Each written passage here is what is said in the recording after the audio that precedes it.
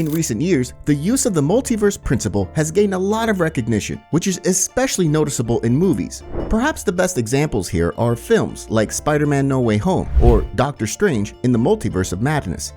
There, we can see how the directors play with the timeline with great enthusiasm to create interesting variants of how the fate of the characters could have developed further.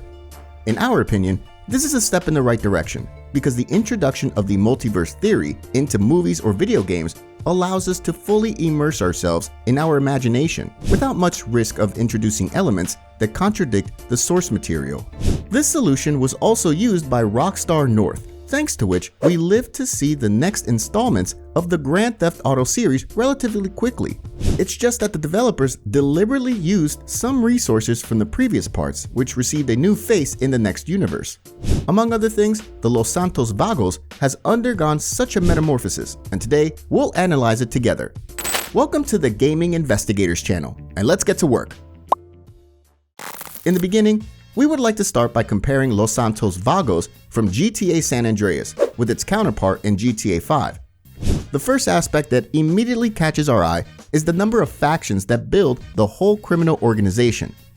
In GTA San Andreas, we'll find only one set of this gang, known simply as Los Santos Vagos or Northside Vagos.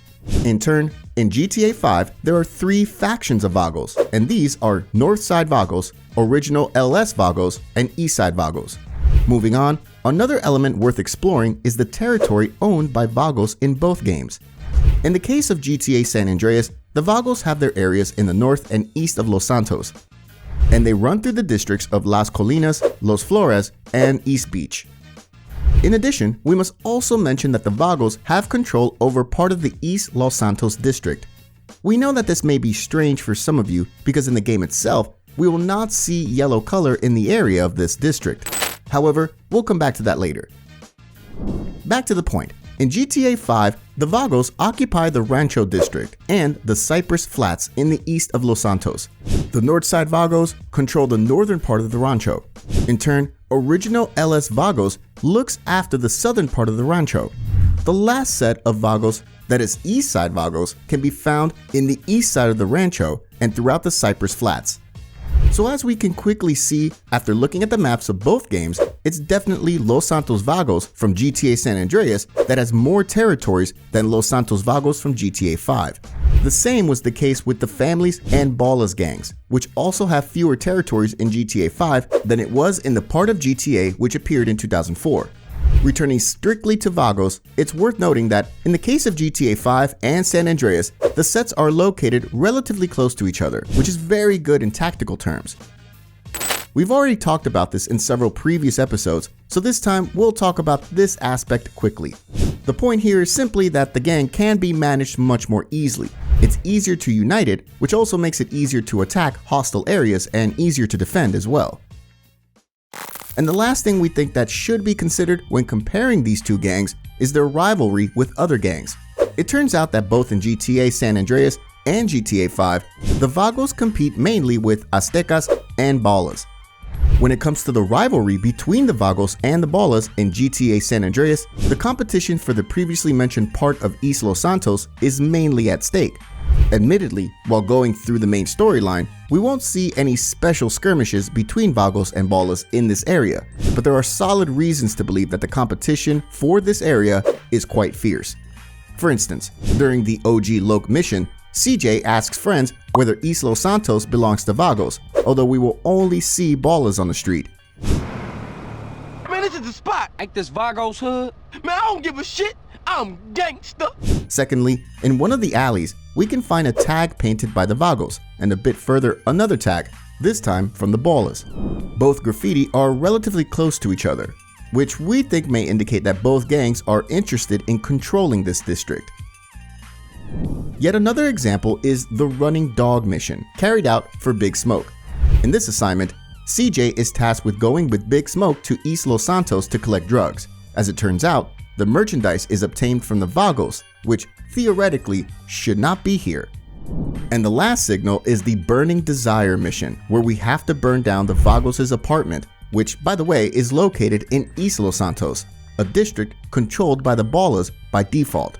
So taking all these examples into account, we're pretty sure that Los Santos Vagos also have a bit of East Los Santos in its grip, even though the presence of the Ballas strongly contradicts this.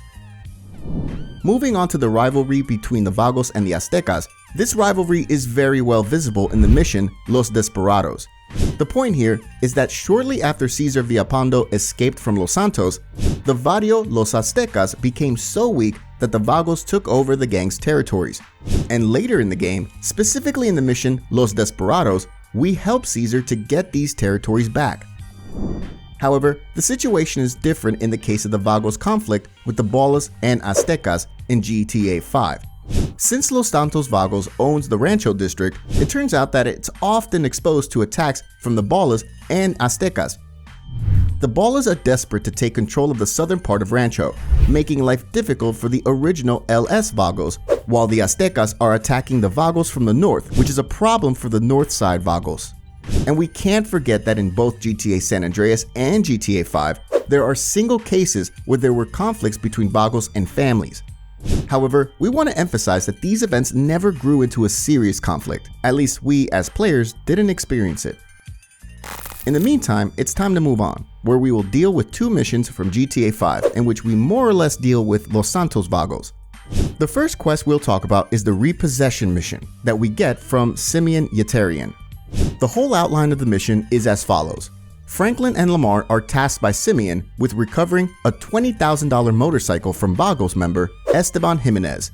As it turns out, the man refused to pay the note for the purchased vehicle, as a consequence of which Simeon wants his motorcycle back.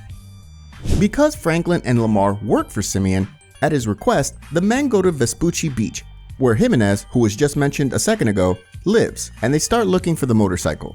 Unfortunately, the whole thing quickly gets complicated when Lamar Davis gets into discussions with the Vagos. As a result, considerable gunfire takes place. After some time, Jimenez appears and escapes on a stolen motorcycle. Franklin and Lamar chase the man, eventually putting a bullet in his head at the first chance they get. In general, going into a little more detail, it is possible that the motorcycle that Esteban stole was to be used as a tool for money laundering from the drug trade. Esteban was probably just a dealer.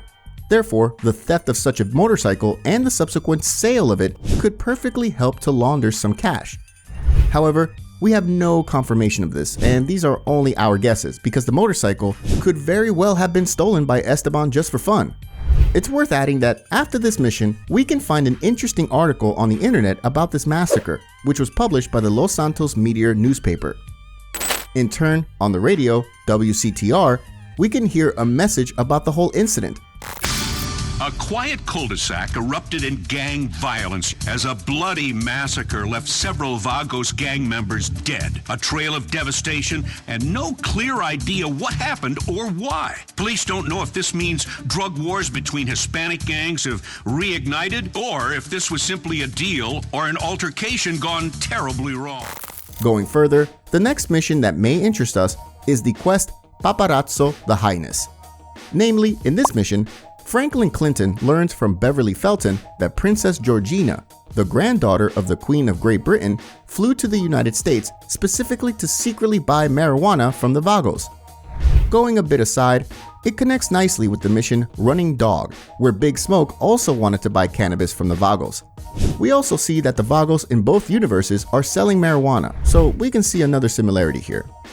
It is true that in the mission itself, it's not clearly stated that it is about the Los Santos Vagos, but while looking at the pictures that you currently see on the screen, it is easy to admit that it is hard not to notice that gang members are from Los Santos Vagos.